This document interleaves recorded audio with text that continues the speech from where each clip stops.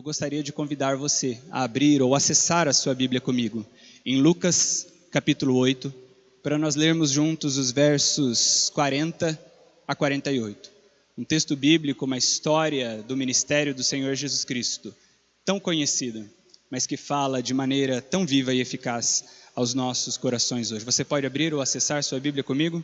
Lucas capítulo 8, nós leremos os versos 40 a 48. Lucas 8, 40 a 48. Quando Jesus voltou, a multidão o recebeu, pois todos estavam à sua espera. Então veio um homem chamado Jairo, chefe da sinagoga, e prostrado aos pés de Jesus, implorava-lhe que fosse até a sua casa, porque tinha uma filha única, de cerca de 12 anos, que estava à beira da morte. E enquanto ele se dirigia para lá, a multidão o comprimia. E uma mulher que sofria de hemorragia havia 12 anos e gastara todos os seus bens com os médicos, mas não havia conseguido ser curada por ninguém, aproximando-se por trás do manto de Jesus, e a sua hemorragia estancou imediatamente. E Jesus perguntou: quem me tocou? Como todos negassem, Pedro lhe disse: mestre, a multidão te aperta e te comprime. Mas Jesus disse: alguém me tocou, pois eu percebi que saiu poder de mim. Então, vendo que não passara desapercebida, a mulher aproximou-se trêmula e, prostrando-se diante dele, declarou-lhe diante de todo o povo o motivo porque o havia tocado e como fora imediatamente curada. E ele lhe disse: filha, tua fé te salvou. Vai. De Lucas que nós vemos um momento no qual o Senhor Jesus Cristo está exercendo o seu ministério pela região mais pobre do seu país, a região chamada de Galileia. Mas em um dado momento do seu ministério, o Senhor Jesus Cristo decide sair da Galileia e ir até uma cidade do país vizinho, uma cidade chamada Gerasa. Para isso, o Senhor Jesus Cristo vai até uma das praias do Mar da Galileia, ali entra com seus discípulos em um barco e eles atravessam o Mar da Galileia até o outro lado. Gerasa, como eu disse, ficava num país vizinho, era um país estrangeiro, uma região estrangeira para os judeus, de ir para lá. Evitavam ao máximo ir até Gerasa, porque eles entendiam que as pessoas de lá eram notórios pecadores, pessoas impuras, pessoas imundas, com o qual um bom servo do Senhor, uma boa serva do Senhor não deveria nem sequer relacionar. No entanto, o Senhor Jesus Cristo vai até lá com seus discípulos. Você deve conhecer a história do Senhor Jesus Cristo em Gerasa, não é? Logo na praia, ele cura um homem que estava possuído por demônios. Mas ao contrário do que a gente possa imaginar, as pessoas de Gerasa não gostaram disso e pediram que ele se retirasse. Por isso Jesus e seus discípulos voltam para a região da Galileia. O texto que nós lemos conta o que aconteceu justamente nessa ocasião. Quando Jesus e seus discípulos desembarcam, saem do barquinho e param na praia, logo uma multidão de pessoas já cerca o Senhor Jesus Cristo e os seus discípulos. É que nesse ponto aqui do seu ministério, o Senhor Jesus Cristo já era bastante conhecido no seu país, pelos milagres que fazia e pela mensagem que ele pregava. Agora, o interessante mesmo, surpreendente nessa história, não era a multidão, mas o fato de que no meio dessa multidão havia um homem muito importante, um fariseu chamado Jairo. E ele era tão importante na época que ele era o chefe da sinagoga da sua região. E aqui você precisa se lembrar, os fariseus odiavam o Senhor Jesus Cristo. Os fariseus tinham um profundo desprezo pelo Senhor Jesus Cristo e por todos aqueles que seguiam ao Senhor Jesus Cristo. Mas Jairo, não. Enquanto a maioria dos fariseus desprezava o Senhor Jesus Cristo, Jairo estava em uma minoria que respeitava, admirava e cria no Senhor Jesus Cristo. Tanto que ele procura o Senhor Jesus. Jairo tem problemas maiores na sua vida do que a opinião dos seus colegas de farisaísmo. Jairo tem uma filha em casa extremamente doente. Ela era filha única, tinha apenas 12 anos de idade e da morte. Por isso Jairo não tem nenhum pudor em se colocar ali no meio da multidão, e quando o Senhor Jesus Cristo pisa na praia, ele se ajoelha diante do Senhor Jesus Cristo, reconhecendo a sua autoridade, reconhecendo o seu poder. Jairo se ajoelha diante do Senhor Jesus Cristo e pede, o texto diz, implora por misericórdia. Ele implora que o Senhor Jesus Cristo vá à sua casa e cure a sua filha. Jairo tem certeza que o Senhor Jesus Cristo pode curar a sua filha. Ainda que os fariseus desprezassem tanto o Senhor Jesus Cristo, o Senhor Jesus atende o pedido daquele fariseu e vai até a casa de Jairo. Agora, o surpreendente mesmo é o que acontece no caminho, porque o caminho até lá foi bastante tumultuado. Como eu disse, havia uma multidão de pessoas esperando o Senhor Jesus, não é? Pois é, essa multidão cerca Jesus e seus discípulos e decide ir até a casa de Jairo também. E aí você imagina o tamanho do tumulto que existiu ali. As ruas da época eram extremamente estreitas, Jesus já tinha 12 discípulos consigo, Jairo, talvez algumas pessoas com Jairo e mais uma multidão que queria se aproximar do Senhor Jesus Cristo a todo custo. Muita gente se comprimindo, se apertando, se acotovelando, porque queria estar perto do Senhor Jesus Cristo. Mas o texto destaca que no meio dessa multidão de pessoas, havia uma mulher em uma situação muito peculiar. Ela era uma mulher que tinha uma hemorragia, um sangramento há 12 anos, há mais de uma década. E sabe, o texto é bastante gentil e discreto quando ele fala sobre essa hemorragia, sobre esse sangramento que ela tem. Mas é importante que você entenda muito claramente o que acontecia aqui. Essa mulher, ela não tinha um machucado, uma ferida que constantemente sangrava. O que essa mulher tinha era um fluxo menstrual incessante, que nunca parava. Nós homens, a gente não consegue nem imaginar o que é isso, não é? Mas as mulheres aqui presentes, elas talvez consigam. Imagine, minha irmã, isso que às vezes é tão difícil e incômodo uma vez por mês, essa mulher vivia isso todos os dias da semana, todas as semanas, todos os meses, há 12 anos. E veja, aqui a gente precisa entender o que significava isso no contexto daquela época. Se essa condição já seria bastante difícil hoje, imagina naquele tempo. Você precisa se lembrar que na época, na sociedade do Senhor Jesus Cristo, uma mulher que estava no seu período era considerada impura. Se depois você voltar em casa e ler Levítico capítulo 15, verso 19, e depois os versos 25 e também o verso 28, você vai ver o texto bíblico deixando isso muito claro. A mulher, enquanto estiver no seu período de sangramento, ela não deve ser tocada, porque ela é considerada impura. Sabe, esse texto é bastante polêmico na Bíblia, porque muita gente ouve isso e pensa, nossa, mas que machismo. E o pior de tudo é que está na lei do Senhor. Então parece que quando algumas pessoas dizem que a Bíblia é machista, parece que elas estão corretas, não é? Só parece, não é bem assim. Você precisa entender o contexto da época da lei. O que acontecia era o seguinte: o contexto da época no qual o Senhor deu a sua lei, era um contexto extremamente machista, extremamente misógino, extremamente contrário às mulheres e tudo que era peculiar às mulheres. Os homens naquela época não tinham nenhum pudor em usar e abusar das mulheres como bem queriam. Em algumas sociedades elas eram tratadas literalmente como gado reprodutor. Não tinham nenhum valor em si mesmas, só tinham valor conquanto fossem capazes de reproduzir filhos homens. Se reproduzissem filhas mulheres, já não tinham tanto valor assim. Nesse contexto extremamente machista, em que as mulheres não tinham direitos e eram tão abusadas, a lei diz: pelo menos nesta época do mês, nesta época mais delicada, vocês não tocarão nelas. Está entendendo? Ainda que aos nossos olhos ocidentais possa parecer que essa lei era machista, essa lei desprezava as mulheres, na verdade essa lei foi dada para proteger as mulheres. Pelo menos nesta época, os homens não poderiam usar delas, das suas esposas, ao bel prazer. Teriam de deixá-las resguardadas, para que elas passassem pelo menos esses dias com um pouco mais de paz e tranquilidade. É também interessante notar que as mulheres, ainda que elas fossem tão desprezadas, eram elas as responsáveis pelo trabalho, inclusive pesado, que existia muitas vezes dentro de casa.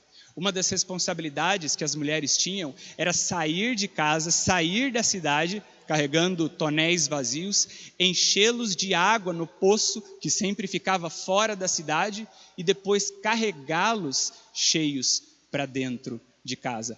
Poço não era lugar que homem parava, era lugar apenas para as mulheres. Mas como nesta época a lei dizia que as mulheres estavam impuras, deveriam ser deixadas separadas, elas nem sequer podiam tocar nos utensílios de casa. Então, pelo menos nessa época mais difícil do mês, elas não precisavam fazer os serviços pesados do lar. Elas recebiam o direito de passar esses momentos mais tranquilos em casa. Está entendendo? Como a lei, na verdade, esse dispositivo e tantos outros da lei foram dados, na verdade, para proteger as mulheres. Mas é bem fato que a maior parte dos homens usava esses dispositivos para oprimi-las ainda mais. Muitos homens maltratavam suas mulheres mais ainda nesse período, como se elas fossem culpadas ou estivessem erradas por estar vivendo o seu período. Sim, as coisas eram mais difíceis até naquela época para as mulheres do que são hoje em dia. Esta mulher do texto bíblico, há 12 anos, era considerada impura. Simplesmente não era tocada, não era amada, não era desejada por homem algum. Porque no contexto, na mentalidade mais comum daquela época, de que valeria uma mulher em uma condição como essa? Agora, como se não bastasse tudo isso, a coisa ainda piorava. Ainda piorava porque ainda havia também um preconceito religioso. As pessoas na época acreditavam que qualquer pessoa que tivesse uma doença crônica, na verdade, estava sendo castigada pelo Senhor. Quando você olha para os evangelhos, você vê essa mentalidade muito presente. Se uma pessoa era cega de nascença, se uma pessoa era surda de nascença, se uma pessoa tinha qualquer problema de nascença ou problema que perdurasse pelo tempo, as pessoas diziam: se está passando por isso, é porque cometeu algum pecado e o Senhor está castigando. Esta mulher, como se não bastasse ser mulher, como se não bastasse ter o seu período constante, ainda era acusada por todos, olhada com rejeição, porque acreditava-se que era pecadora. Você consegue imaginar qual era a condição, não apenas física, mas mental e emocional dessa mulher? Como se não bastasse tudo isso, as coisas ainda eram piores. Porque o texto bíblico diz que buscando a cura, buscando a solução para o seu problema, ela havia gastado tudo que ela tinha. Como se não bastasse tudo isso. Agora ela era uma pessoa pobre, miserável, na verdade, que já não tinha mais nada e nem ninguém que fosse por ela. O texto bíblico diz que nesse contexto de desesperança, essa mulher resolve procurar aquele homem a quem ela já tinha ouvido dizer que curava aquilo que ninguém mais conseguia curar. Ela vai até o Senhor Jesus. Ela crê que Ele pode curá-la como ninguém mais fez. Mas o texto demonstra também que ela teve medo, porque ela era apenas uma mulher, pobre, pecadora, impura, que ninguém queria e ninguém amava, ninguém sequer tocava. Já ele era homem, considerado um mestre, vivia cercado de muitas pessoas, reconhecido como um homem santo do Senhor, um homem que tinha trânsito na sociedade. O próprio chefe da sinagoga se prostrou diante dele, honrando dessa maneira como ela poderia sequer dirigir a esse mestre da lei a palavra? O texto bíblico diz que ainda com todo medo, ela não desiste. Mas ela busca uma maneira de ter um momento com o Senhor Jesus Cristo.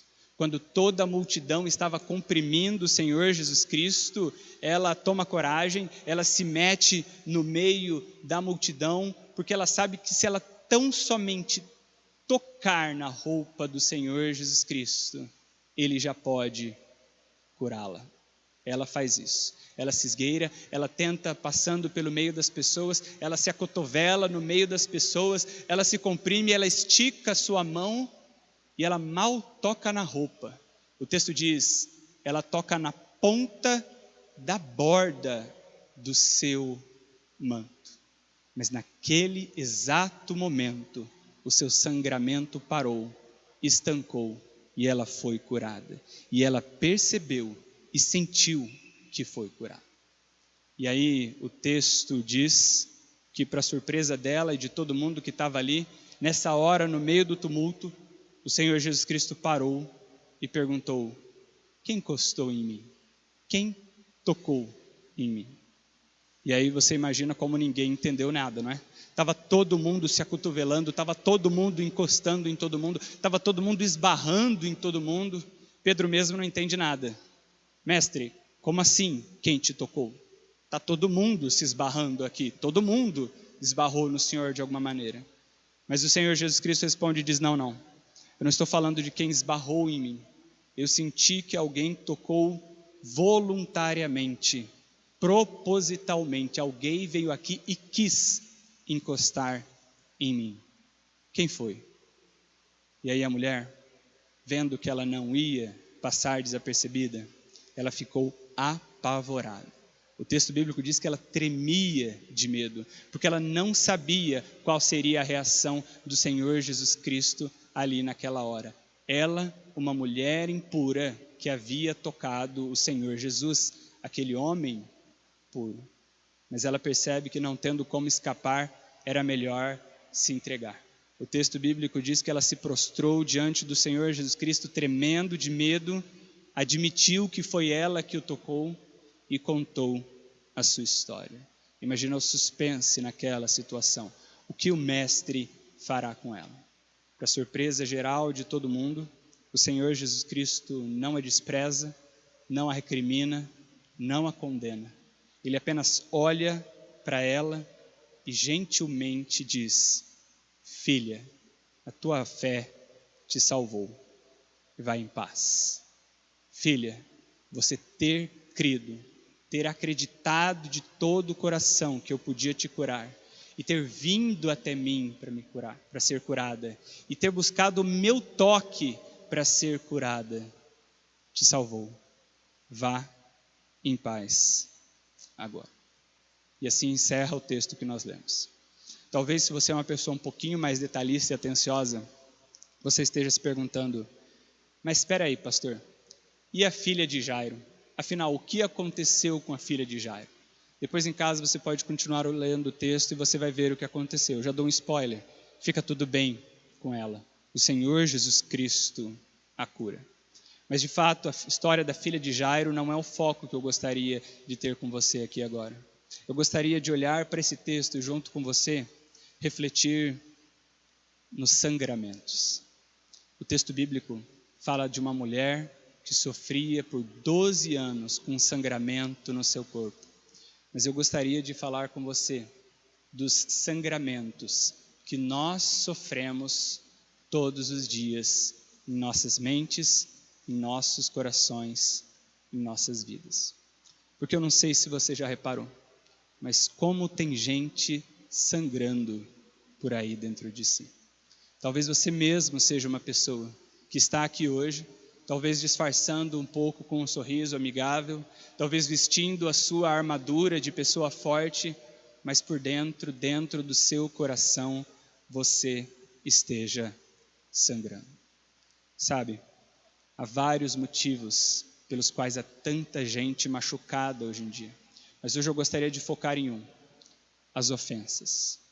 As ofensas e as agressões que nós sofremos todos os dias e que nos levam a sangrar por dentro, mas que a gente muitas vezes não conta para ninguém. Você já se deu conta do quanto nós vivemos em uma sociedade violenta? Você sabe que nós vivemos em uma sociedade violenta por conta dos assaltos, por conta dos assassinatos, por conta das quadrilhas, brigas de facções, crime organizado. Mas não é disso que eu estou falando. Você já se deu conta no quanto nós vivemos em uma sociedade violenta no dia a dia, nos locais de trabalho, nas empresas, em casa, nas nossas relações mútuas? Já reparou o quanto nós vivemos em uma sociedade agressiva? Sai para dirigir de manhã quando vai para o trabalho e você percebe o quanto estamos todos agressivos e o quanto somos completamente ofendidos todos os dias do trânsito, por pessoas que não respeitam o nosso espaço, por pessoas que não estão preocupados com o nosso bem físico, com o nosso bem-estar, com o bem do nosso carro. Como a agressão nos nossos dias, se não agressão no trânsito, mas já reparou como muitas vezes nossa comunicação é agressiva? Sempre com indiretas, sempre com ironias, sempre com deboches, sempre com sugestões que na verdade querem de alguma maneira cutucar o outro. Já reparou como nós vivemos em uma sociedade de grandes violências, mas também de pequenas violências, dia a dia, nas brigas, nas acusações, nas pequenas trocas de ofensas do dia a dia? Já percebeu o quanto nós machucamos uns aos outros? Em alguns momentos, de propósito. Em algum momento, nos sentindo atacados, usamos de pequenas frases, pequenas falas, pequenas sugestões e ironias para ferir um pouco ao outro. Mas em outros momentos sem querer.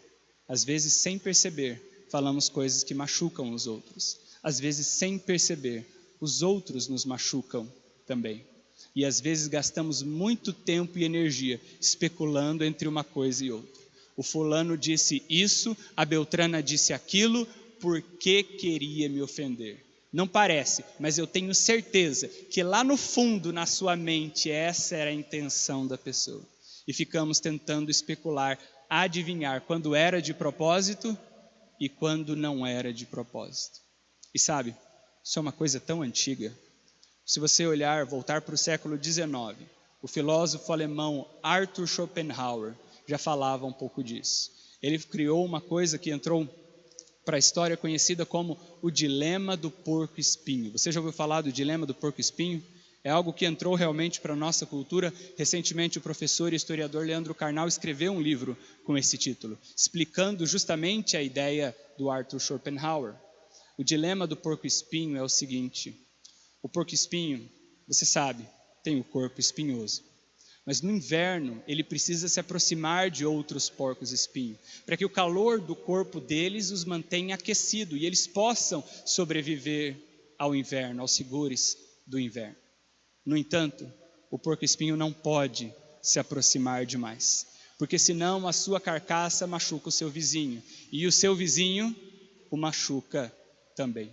O dilema do porco-espinho é que ele precisa estar perto do outro, mas ele não consegue estar perto. Ele precisa estar perto do outro, mas ele não consegue estar perto demais. E precisa sempre fazer esse movimento de ora se aproximar e ora se afastar, porque a convivência é necessária, porém a convivência é difícil e às vezes machuca. Já reparou como esse é o dilema das nossas convivências também? Nós precisamos das pessoas à nossa volta. Mas convenhamos, como machuca, às vezes, conviver com as pessoas. E assim nós vamos nos ferindo, e assim nós vamos nos machucando, e vamos também machucando o outro. E quando paramos em um momento como esse e refletimos, percebemos que há muita gente machucada, e nós também estamos muitas vezes machucados. Há muita gente sangrando, e nós muitas vezes também estamos sangrando por tudo isso dentro de nós. E aí que o mundo tenta nos oferecer maneiras de lidar com os nossos sangramentos, com as nossas feridas. Já reparou? Uma das maneiras como o mundo propõe que você lide com as suas dores, com seus sangramentos, é, por exemplo, pagando na mesma moeda. O mundo, a nossa cultura nos ensina que se você está sentindo mal porque alguém te machucou, você pode melhorar se você machucar aquela pessoa de volta. Você vai pelo menos ter a sensação de que justiça foi feita. Você demonstrou para a pessoa que com você ninguém mexe, com você ninguém brinca. Pague na mesma moeda e você se sentirá melhor. Não é exatamente isso que a nossa cultura ensina? E ainda diz, não deixe ninguém pisar em você. Pague na mesma moeda. Mas você já reparou como isso não resolve nada?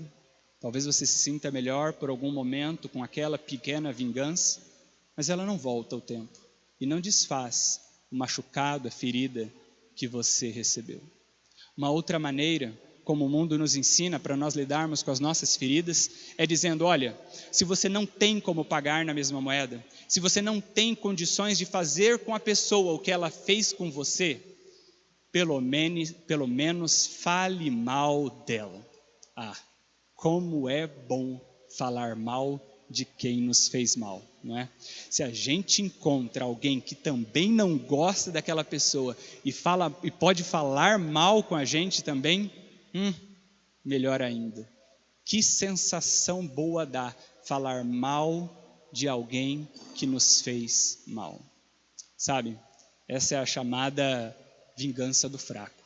Quando você percebe que não tem forças para fazer mal àquela pessoa, você pelo menos fala mal dela por trás. E assim tenta se sentir um pouquinho melhor. Já reparou, no entanto, que isso também não cura nada? Em um primeiro momento, parece que alivia a sua dor, o seu sangramento, a sua frustração. Mas na verdade, só aumenta no longo prazo. Uma outra maneira, como o mundo nos propõe, é que nós tentemos de alguma maneira boicotar a pessoa que nos ofendeu. Parar de ajudar aquela proposta e de preferência ainda tentar atrapalhar o crescimento daquela pessoa. Para que a gente sinta que algum mal foi feito para ela, tendo em vista que ela fez tanto mal para a gente. Mas você está percebendo uma coisa? Todas essas maneiras que o mundo propõe não curam nada, não resolvem nada. É literalmente como você pegar um machucado e ficar arrancando a ferida.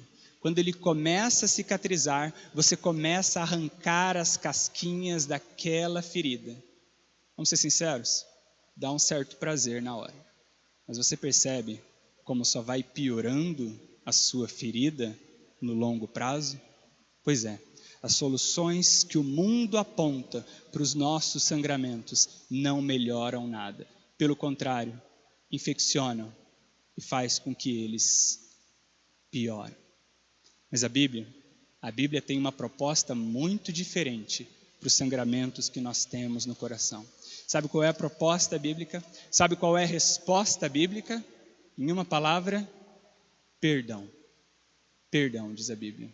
Essas dores que você tem, esses sofrimentos, esses sangramentos interiores que você tem, que alguém causou em você porque te fez algum mal, só tem uma solução para você. E essa solução se chama perdão. Levíticos, capítulo 19, verso 18. Um texto da lei do Senhor já nos aponta isso de maneira muito clara. Ali, Levítico 19, verso 18, a lei diz: não procurem vingança e nem guardem rancor contra algum dos seus irmãos, mas ame cada um ao seu próximo como a si mesmo. Eu sou o Senhor. Nesse texto, o Senhor diz, olha, não procurem se vingar de quem fizer mal a vocês. Não usem suas mãos, seus pés e o seu corpo para fazer mal àqueles que fizeram mal a você. Mesmo que a pessoa tenha feito um mal muito grande, não faça contra essa mesma pessoa. Mas se você reparou bem, o texto vai além.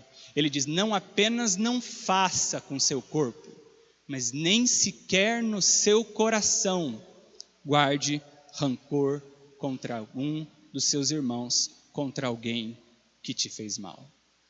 O texto bíblico não quer alcançar apenas as nossas ações, mas também as intenções do nosso coração. E o texto bíblico encerra dizendo: eu sou o Senhor. É o Senhor dizendo: não estou dando a vocês uma sugestão, não estou falando como qualquer um, é o Senhor quem diz isso a vocês. Texto bonito, não é? Mas como é difícil de colocá-lo em prática. Principalmente porque a gente sente que em alguns momentos perdoar quem nos fez mal é injusto. É injusto.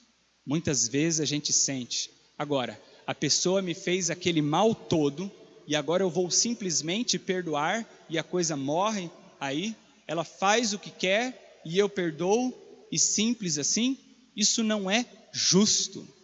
Você já teve essa sensação? Esse sentimento, esse pensamento já passou pela sua cabeça de que não é justo perdoar uma pessoa que te fez mal? É verdade. Você está absolutamente correto. Muitas vezes não é justo perdoar quem nos fez mal. Mas o perdão, diz a Bíblia, é justamente para essas situações em que não há como voltar atrás e fazer justiça.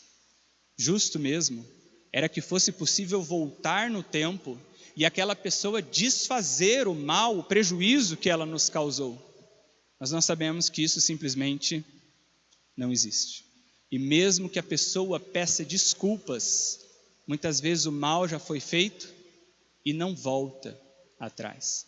Por isso a Bíblia nos propõe: o perdão é justamente nessas horas em que não tem como corrigir uma situação.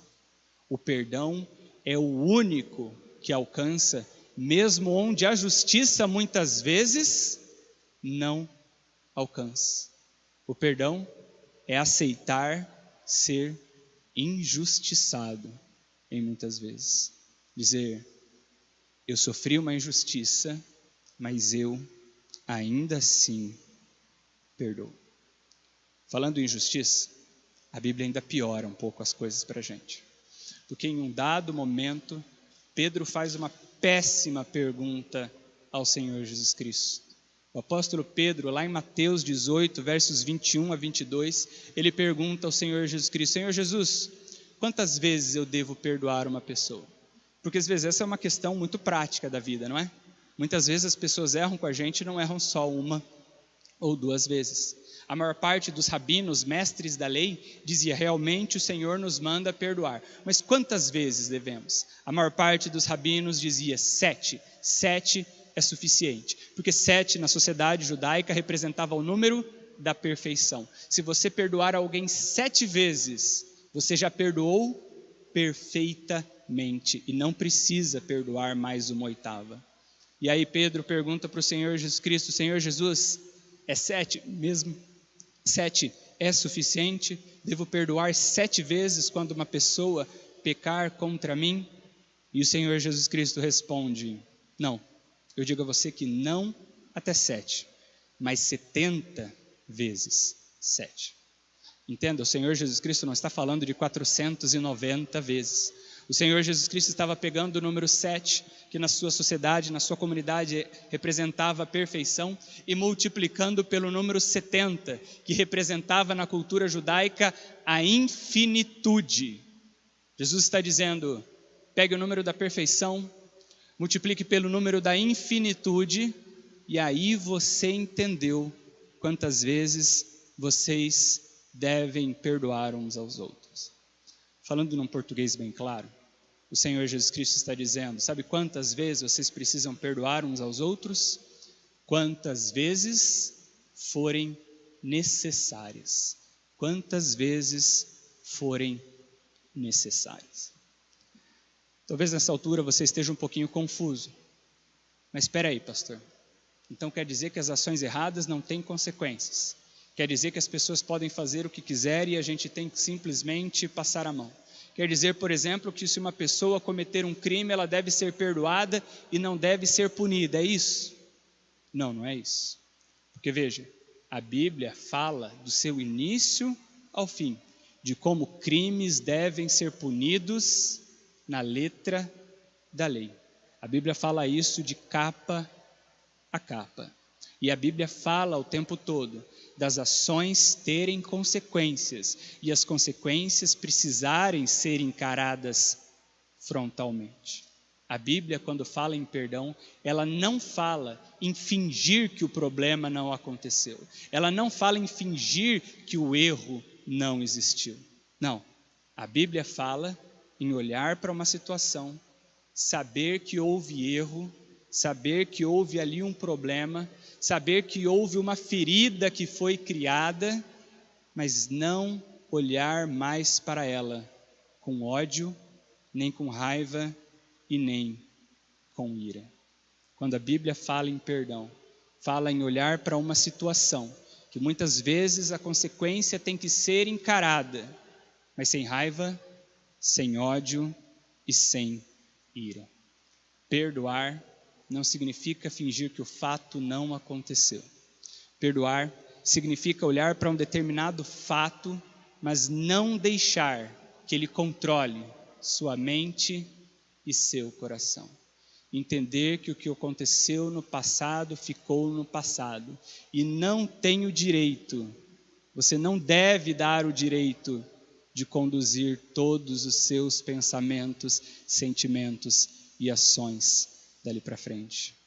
Perdoar significa ser capaz de olhar para aquilo, lembrar daquilo, mas deixar o sentimento passar. Deixar com que aquilo não controle você para o futuro. Difícil, não é? Mas extremamente sério. Concorda comigo? Sabe, muitos cristãos, muitas pessoas estão absolutamente equivocados sobre a questão do perdão. Muita gente acha que perdão na vida cristã é um a mais, é um turbo, é uma coisa que melhora a vida cristã. Como se possível, conduzir a sua vida cristã normalmente, carregando algumas mágoas, alguns ressentimentos. Se você perdoar, amém, melhor ainda, mas se não perdoar, não tem problema. Quando não é isso que a Bíblia ensina. A Bíblia ensina exatamente o oposto disso. Perdão é uma peça fundamental da vida cristã, sem o qual a vida cristã nem sequer existe. Onde não há perdão, desculpa te informar, mas não há vida verdadeiramente cristã. É por isso que lá no Sermão do Monte, quando o Senhor Jesus Cristo ensina seus discípulos a orar, ele diz lá em Mateus 6,12, que seus discípulos deveriam orar dizendo: Pai, perdoa as nossas dívidas, como nós temos perdoado os nossos devedores. Perdoa-nos pelos nossos erros, como nós temos perdoado aqueles que têm errado conosco. Mas a pergunta é: e aí? Você tem perdoado aqueles que erraram com você? Porque se você não os tem perdoado, você não tem o direito de dizer essa frase em sua oração, pedindo: Senhor, perdoa-me pelos meus pecados. Você entende que o Senhor Jesus Cristo está apontando uma hipocrisia tão comum dos nossos corações? Não queremos perdoar os que erram conosco, mas queremos que o Senhor perdoe os erros que nós cometemos contra Ele. Mas a coisa fica mais séria, porque lá em Mateus 6,14, um pouco mais à frente, o Senhor Jesus Cristo, quando termina de ensinar a oração do Pai Nosso, diz: se vocês perdoarem as ofensas uns dos outros, o Pai Celestial também perdoará de vocês. Você entendeu o que isso significa no seu avesso? Se você perdoar os outros, o Pai também perdoará vocês. Quer dizer que se você não perdoar os outros, é isso mesmo que você entendeu. Vida cristã significa buscar ao Senhor todos os dias, em todos os momentos. Mas como você pode buscar ao Senhor e pedir o seu perdão pelos seus erros, se você não perdoa aqueles que erram com você. A coisa é tão séria que o Senhor Jesus Cristo disse também no Sermão do Monte, Mateus 5, versos 23 a 24. Se você estiver apresentando uma oferta diante do altar e ali lembrar que seu irmão tem algo contra você, deixe sua oferta ali, diante do altar, e vá primeiro reconciliar-se com seu irmão, e depois volte e apresente a sua oferta.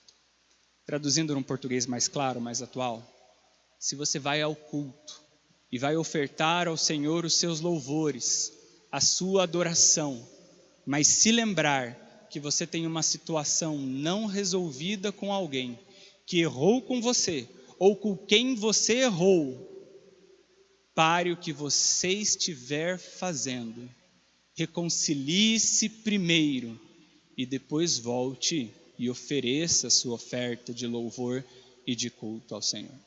O Senhor Jesus Cristo está dizendo algo muito importante aqui. Obediência nas nossas relações pessoais, perdoar uns aos outros, é mais importante do que prestar culto ao Senhor. Já reparou como a gente ignora esse texto? Já reparou como a gente ignora essa verdade e não leva isso a sério? A gente cultua sem perdoar, no entanto. E o Senhor Jesus Cristo diz, isso não é cultuar de verdade. Se você olhar lá, 1 Samuel, capítulo 15, verso 12, o profeta ensina o rei Saul, mais do que sacrifícios, o Senhor quer obediência. Mais do que atos de culto, o Senhor quer obediência. De nada vale cultuar, levantar suas mãos, se você não perdoa e não busca o perdão do seu próximo.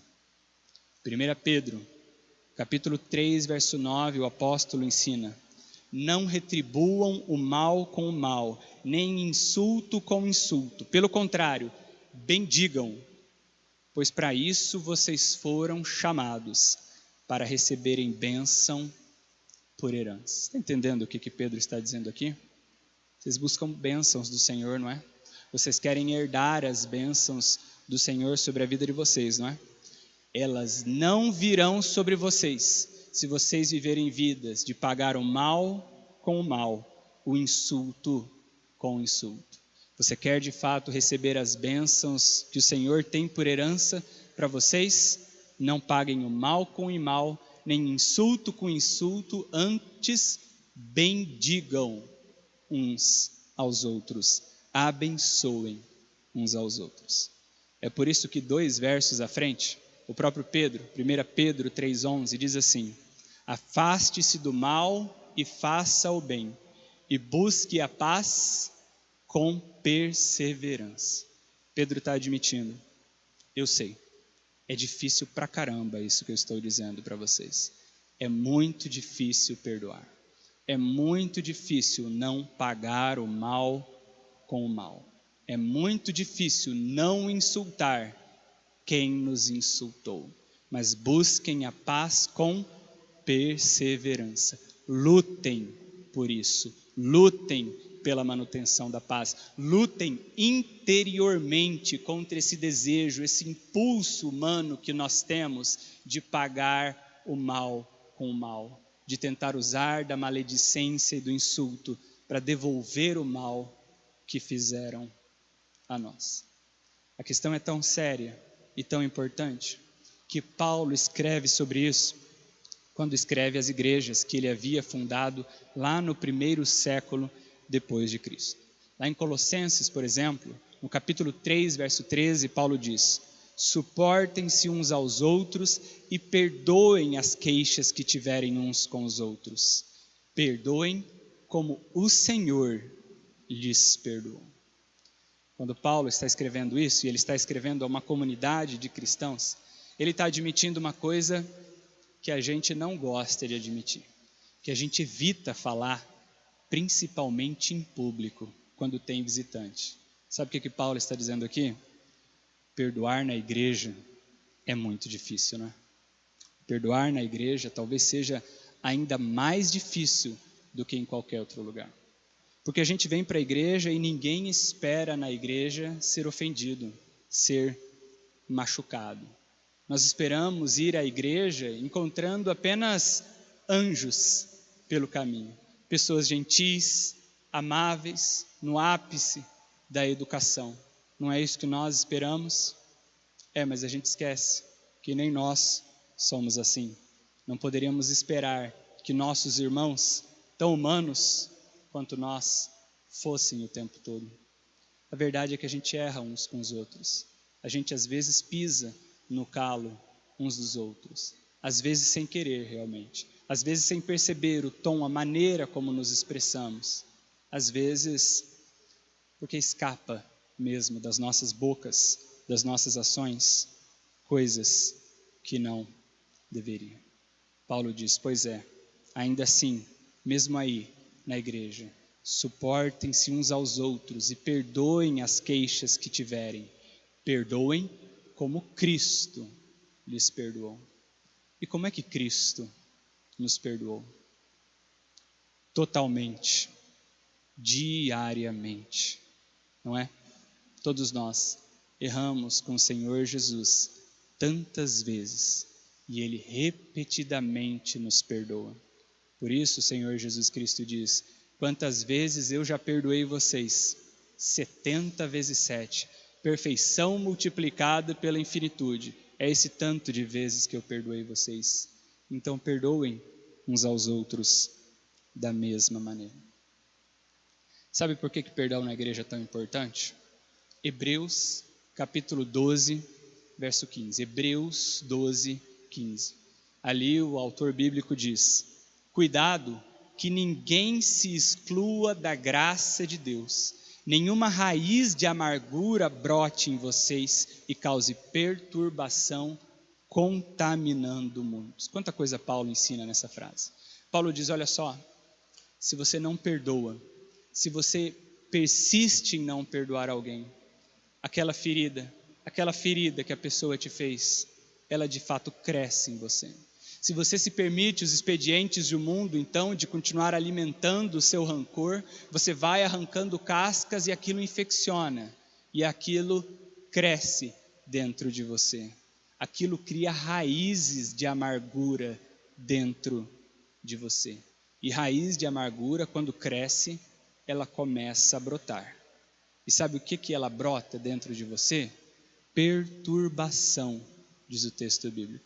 Você vai ficando cada vez mais perturbado, cada vez mais incomodado. Aquilo que às vezes era uma ofensa pequena, cresce dentro de você e vai tomando o seu coração e vai amargando você de dentro para fora e vai ressentindo na sua vida.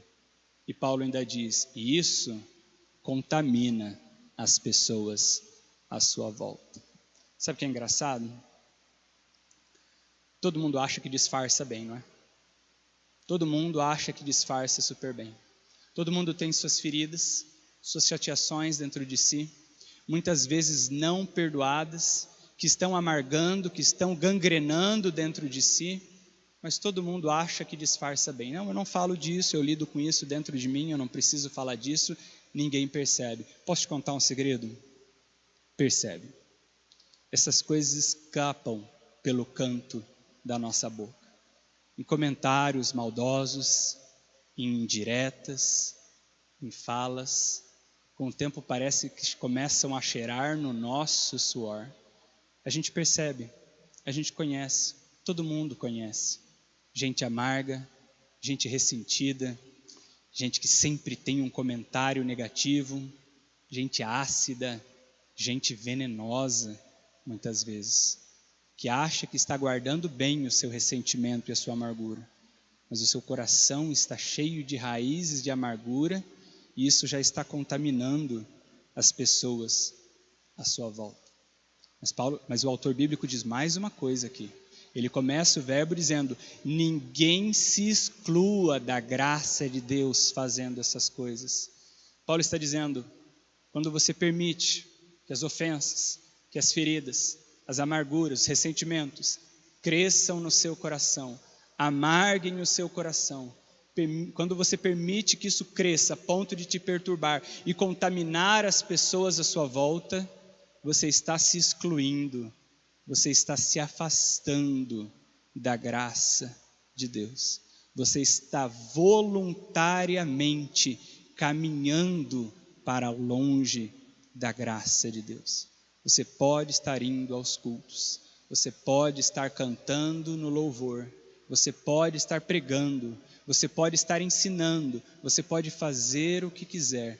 Aqui dentro, ao não perdoar, você está se afastando do Senhor e se afastando da graça que Ele quer derramar sobre você.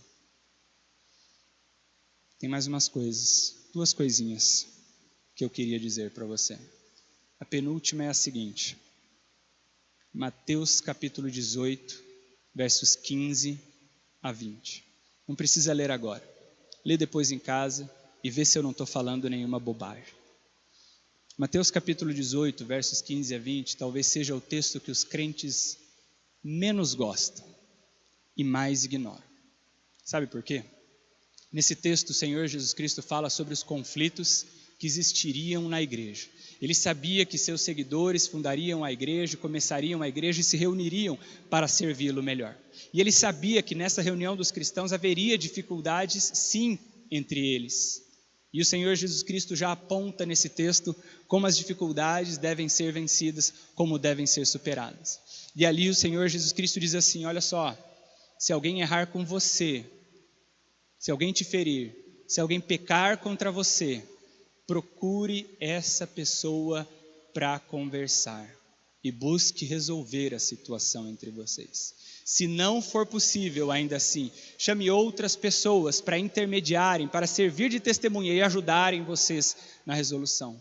Se ainda assim vocês não conseguirem, tragam a questão à igreja, para que a igreja ajude vocês a resolver esse problema.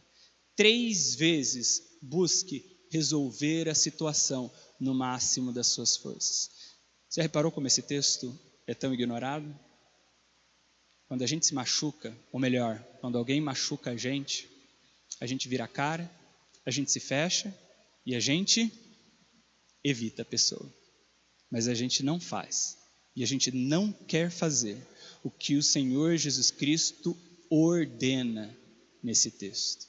A gente finge que não viu, a gente finge que não leu, a gente finge que a nossa Bíblia pula do capítulo 17 de Mateus para o 19.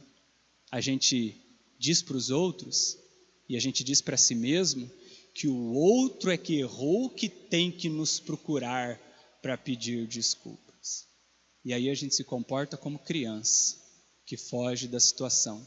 Quando Cristo nos chama a sermos adultos, e alguém te feriu, alguém te machucou, é obrigação, é responsabilidade sua, como cristão adulto, procurar a pessoa, parar de se esconder atrás da desculpa, mas foi ele ou ela que me machucou, ele ou ela que me procure. Ninguém diz que detesta esse texto, mas pouquíssima gente o cumpre, esquecendo que é um mandamento de Cristo, buscar no máximo das nossas forças resolver as questões mal resolvidas entre nós e o nosso próximo, e partir de nós, e cada um de nós assumir a sua responsabilidade na resolução do problema. Não ficar culpando, não ficar fofocando, não usar de maledicência, mas buscar o próximo em amor e em perdão. Por fim, a última coisa que esse texto nos diz é o seguinte: tem coisa que a gente não sabe resolver. Tem coisa que nós não conseguimos resolver. Você percebeu o quanto essa mulher procurou médicos para que resolvessem a sua dor, o seu problema, o seu sangramento, e eles não conseguiram? E ela usou tudo que tinha, mas não conseguiu. Mas aí o texto bíblico termina dizendo: mas Cristo consegue. O texto quer nos ensinar que alguns sangramentos dentro de nós são difíceis, que a gente não consegue resolver sozinho, que você não vai conseguir pela sua força, pela sua disciplina, pelo seu mérito, ou com a ajuda humana de outra pessoa, perdoar e estancar aquele sangramento de você. Há coisas que só Cristo é capaz de curar dentro de nós. Sabe, você não vai conseguir perdoar sozinho certas coisas. É preciso buscar ao Senhor Jesus Cristo e deixar que o toque do Senhor Jesus Cristo te cure. É preciso dizer, às vezes, prostrado e trêmulo diante do Senhor Jesus Cristo: eu não consigo resolver. Eu não consigo perdoar. Eu não sei como desfazer essas raízes de amargura que já tomaram conta de mim. Eu não sei andar por esse labirinto que é o meu coração e perdoar. Eu não consigo desenvolver isso dentro de mim. É quando Cristo nos toca e diz: eu sei, mas pelo meu poder você será curado. Entende? Não se trata de você conseguir fazer isso.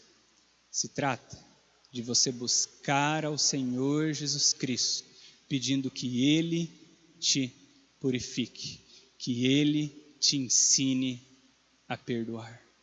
Não se trata do que nós podemos fazer, mas do que Cristo faz em nós e através de nós.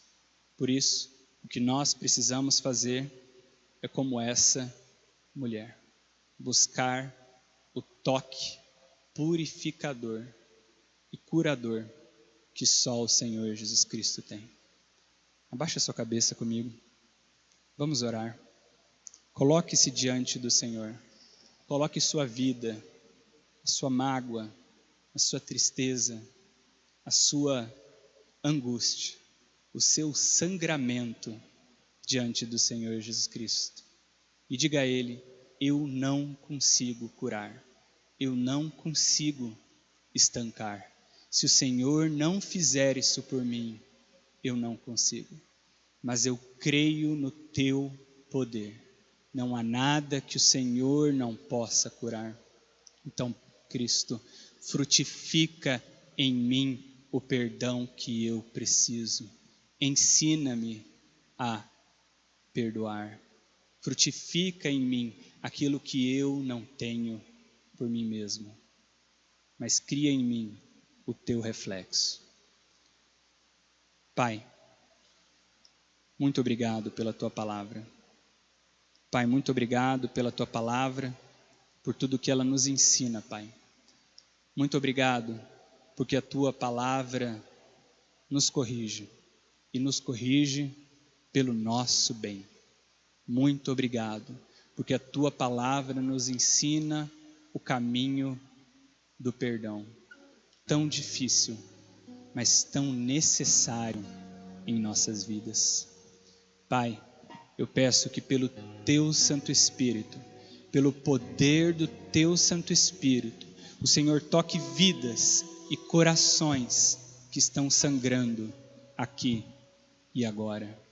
Pai, nós pedimos o Teu toque que pode nos curar, porque, Pai, não conseguimos curar a nós mesmos. Às vezes não sabemos como perdoar, não temos forças em nós mesmos. Precisamos que o Senhor realize isso em nossas vidas, para que nós sejamos curados, para que as nossas relações sejam curadas, para que igrejas sejam curadas. Pai, nós precisamos do Teu poder, da cura que só o Senhor pode nos dar. Por isso nós nos rendemos diante de Ti, imperfeitos, mas certos do Teu amor, da Tua graça e da Tua misericórdia, porque o Senhor sempre nos acolhe e nos recebe. Aceita-nos, Pai, mas corrige-nos também. Perdoa nossos pecados, ensina-nos a perdoar aqueles que erram conosco. Pelo bem de nossas vidas, pelo bem de nossas famílias, pelo bem do teu reino. É o que oramos no nome de Cristo, Pai. Amém.